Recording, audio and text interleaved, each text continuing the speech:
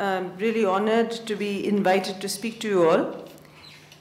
What you see at the back is our house, the home in which we live in a village called Devdungri, which is in Rajsamand district of Rajasthan. It's on the National Highway number 8, which connects Delhi to Udaipur. But we live as our forefathers must have lived many, many years ago. Nothing much has changed. And in that village, living there in the last 24 years,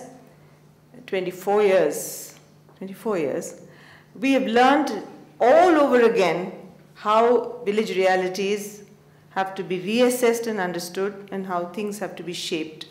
And people have taught us again how to comprehend that reality and how to go ahead with real, genuine planning.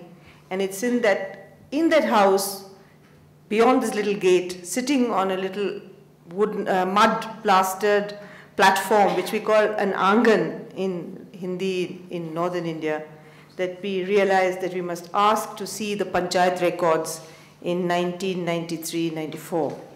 Because we were battling with facing the government telling us all the time that we were liars, and we wanted to establish that we were not lying, and how could we do it? It was not from minds of Nikhil Dey and Aruna Roy, who have been to various universities and colleges, but Mohanji, Lal Singh Ji, Narayan, people who live in that area who said that if these records don't come out, we'll always be liars and they must come out. And that's how the battle for right to information began, got articulated. Mahatma Gandhi, when he came to India after South Africa, traveled extensively all over India before he formed his national agenda. It's because he listened to people that I think every political strategy that he planned was so fantastically correct that nothing could have worked better than what he did at that particular point of time.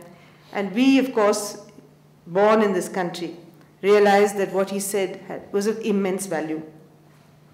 But I am also a student of English literature, which is unfortunately the subject I did when I was a postgraduate student in Delhi University.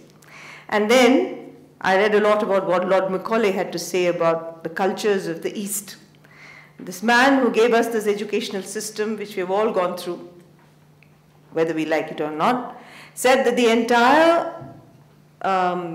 entire knowledge of the East deserved only one shelf in the British Museum, that it was not worth it, and that we really had to be taught everything in life.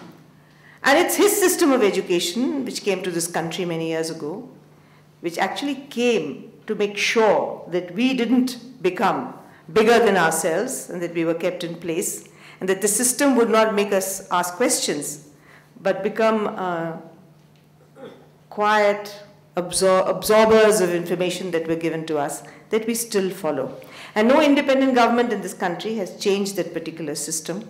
But he also brought in 1925 something called the Official Secrets Act, which was again necessary because the colonial administration had very few foreign officers.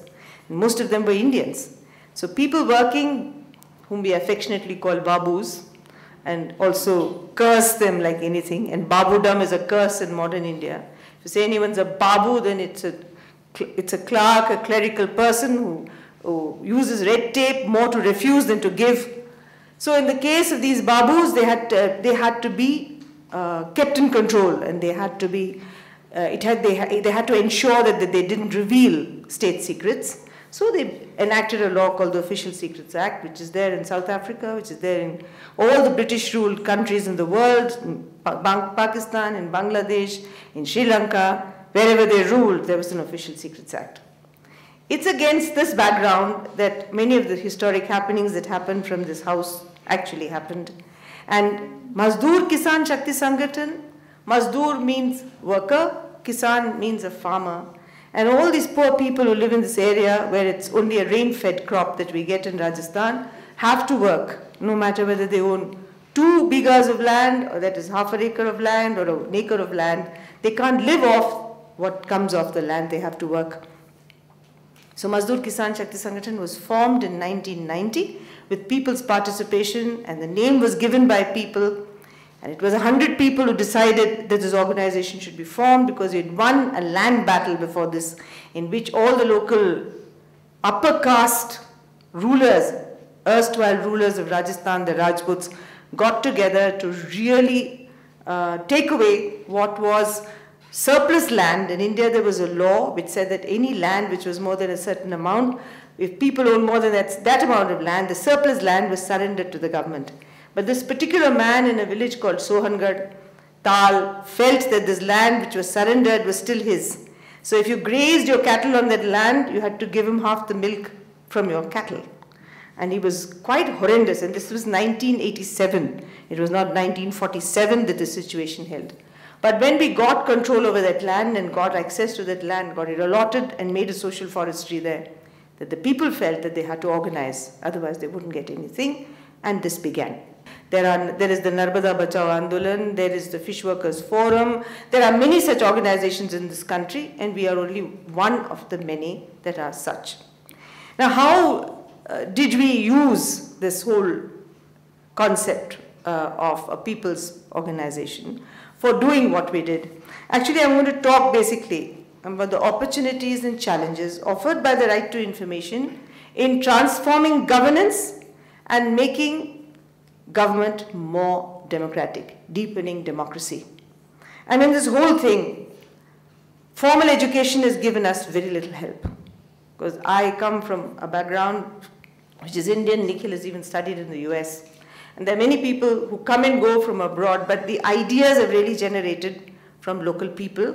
And the whole business of transformation in India, of social transformation, has not come from the educated middle class in the last 50 to 60 years. All the movements that have come, which have looked at transformation, whether it's Dalits, whether it's women, whether it's rape, which was Bhauri Devi's famous case in Rajasthan. She was a working woman, an agricultural worker from the OBC community, or whether it has been issues related to big dams, though Medha's name comes up in front, like my name or Nikhil's name may come up in front. There were those tribals and those patidars who fought against that big dam and what it did to them. So wherever you go, there are people who have fought in this country for ethical politics.